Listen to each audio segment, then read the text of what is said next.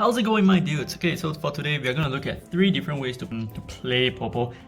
Do stay on till the end of the video because I think the end result will be quite surprising for you. Okay, so this is the most popular skill build that people run Popo with, which is Jade Zen, which is a counter attack, as well as Hidden Rage, which is whenever you get hit.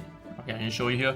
Whenever you get hit, there's a probability for you to, I think 100, it caps at like I think 50% or something. I'm not, wait, let's just take a look at it. 5 plus another 15, so that's, yeah, 50%. Okay, so 50% chance when you're being attacked, you increases 1 proc of rage on you, and whenever you complete a turn, you gain an extra stack of rage. However, every time you use your normal attack, you're going to consume all your rage buffs, which means that you're going to do an extra attack for each of the rage buffs that you have. So if you have 3 rage buffs, you hit 6 times. So this is like the most common build that Popo that everyone runs Popo with, okay? Because I think it's been popularized by really strong players. I do agree that it is really potent, especially in the arena. It's very useful because whenever the buff reaches 1 turn left, Popo immediately starts another one, so you are on a perpetual counter attack, which is really good for arena. Okay, don't get me wrong on that. However, I do feel like maybe it's not necessarily the best choice for Catacombs. That's because, well, unless your Popo is really slow, so he's just gonna like take more hits based on counter attacks. If that's the case, then something is wrong with your runes. Okay, it's not that your Popo is effective that way. It's just something wrong. Something is wrong with your runes. However, if your Popo is more well built, like mine is running 6 pieces of Berserk with a 30% chance to gain a new turn, plus over 175 speed. I think he has about 177 speed. So he is extremely fast. He laps the boss very frequently, which means that more often than not, I'm going to be using 1 turn to cast a buff on myself, right? But I could potentially cast a buff twice on myself before the boss even moves, right? So that's going to be a problem. And if you look at this wave over here, they're all lawful enemies, right? Which means that Popo is not going to get hit at all. So having a counter buff is really not going to improve your runtimes for the second wave at all. In fact, it's only going to slow you down because, well, if I didn't proc a Berserk over there, he would have just ended his turn just like that. So he just set up a buff and that's the end of it. So, kind of iffy over there. I don't really see the usefulness, at least for this wave. For the first wave, yes, if there are a lot of mummies, you know, you could be counter-attacking a lot, but for here, he's not really doing anything. But yes, he does become a bit more reliable in the boss fight because the boss hits everyone, so Popo is definitely going to counter-attack. Okay, but like I said, if your Popo is going to be so fast, there's really no reason why you want counter buff for Catacombs, okay? Because if you go for crit buff instead, what happens is you don't actually waste time setting up a buff. So whenever, instead of setting up a buff, you're actually setting up a crit buff, which gives you another turn, which gives you another proc of rage, right? Because, okay, I'll talk a little bit more about the crit buff on the next run. So I just want to see like what's the run timing for this team with this specific Popo. And then we will move on to another build of Popo, and then finally we'll end with the 3rd build of Popo. And like I said, I think you should stay on for the whole video because I think you need to see this to understand it, okay? Like, don't just take people's words for it, because some people really don't do their own homework. They just stick to whatever they think is the best, and then they just tell other people, this is the best, you know. It doesn't really work that way for me. I like to theory craft. I like to make sure that whatever that I'm seeing is really the most efficient run possible. Okay, so currently my runtime is 3 minutes 17 seconds. It's not terrible. It's quite good. But I could make it even faster. Okay, so now we'll look at the slightly less popular build, which is to use the crit buff. Okay, so I'll explain a little bit more on the crit buff as we go. Okay, so this crit buff it gives him a critical rate buff for 2 turns, but more importantly, it gives you an additional turn. So if you saw that, I got a bonus turn, which led him to attack immediately. That wasn't Berserk doing it. And what's so great about it is, the moment you click it, you immediately generate a rage buff. Okay, you don't need to rely on the enemy to attack you to generate more rage buffs. I mean, of course, the moment you set up a counter, you also increase your rage buff by 1. But with this critical buff, you immediately take the turn. So you are immediately performing the dots when you want to perform the dots, not when the boss hits you. Okay, you're relying more on your own proc rate, your own speed, your own efficiency. Okay, so that's what I really like about the crit buff. As you can see, there are 0 downtimes of Popo. He's always attacking. He's never stopping to cast a buff and then ending his turn like that. He's always moving, which is what I really like about the crit buff. You see, hopefully the runtime doesn't screw up and like give me like a 5-minute run or something like that. But as far as his utility goes, he's just constantly moving, which is great. And not only is he constantly moving, he is also dropping 4 to 5 dots, well, potentially 4 to 5 dots on each of his attacks. And yeah, that's super good. I feel like that's really good.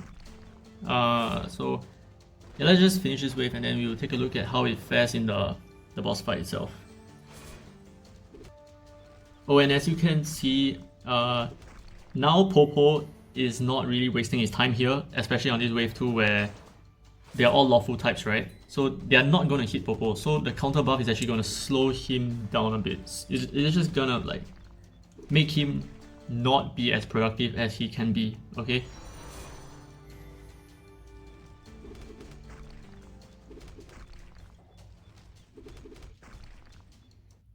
Alright, so at the boss fight,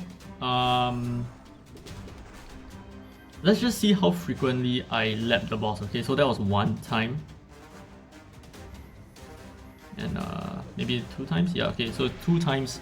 I moved twice before the boss moves, so I don't really know how to calculate the efficiency that way.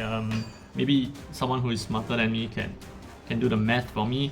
But does it really make a lot of sense to have a counter buff such that the boss hits me and then I counter attack and then that's more efficient that way? I don't know, because I'm running Berserk as well, so there is that one chance that I could even go 3-4 times before the boss moves, which means that if I move 3 or 4 times, I would have cast the counter buff twice. So if I proc a Berserk proc and I get another turn at least once, I would have cast the counter buff twice, which means that I would have did 2 extra attacks instead of just stalling there doing nothing.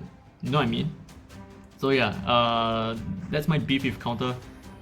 It is, like I said, it is still really good on, oh jeez, red. It's still really good on PvP itself. Okay, so I can still beat this. That's not an issue, but it's gonna unfairly affect my runtime a little bit. Okay, so I hope you take that in consideration. Okay, GG, come on, do this. Come on, Trident, use the Trident, man, come on. Okay, so man, I mean 347 sorry, but a whole lot of my team died. Okay, I feel like doing it again, but you know what, for the sake of the video, fine. Okay, maybe this is not as efficient, I do not know, but this is the team and this is the skill set that I run him with personally: Invisibility Spell and Bamboo Growth. Okay, so it's completely different from what people normally run, and I'll explain the build to you. So the point of Bamboo Growth is to drop a defense break on everyone and as well as drop a dot on everyone as well.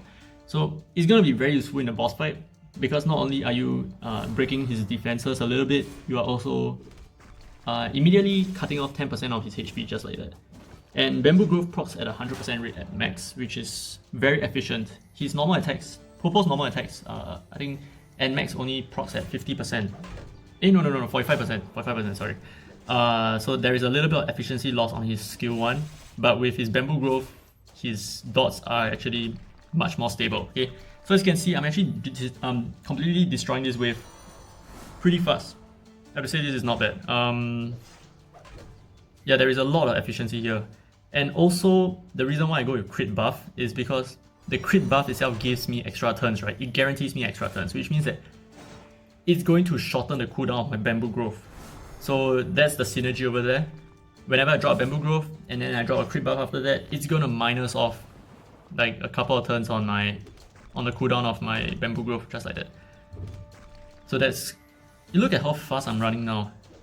That's crazy. So bamboo growth really makes a huge difference. The defense breaks really makes a huge difference in your runtime. So okay, I didn't manage to get the proc on the boss, but that's fine. I'm gonna drop a whole lot more later.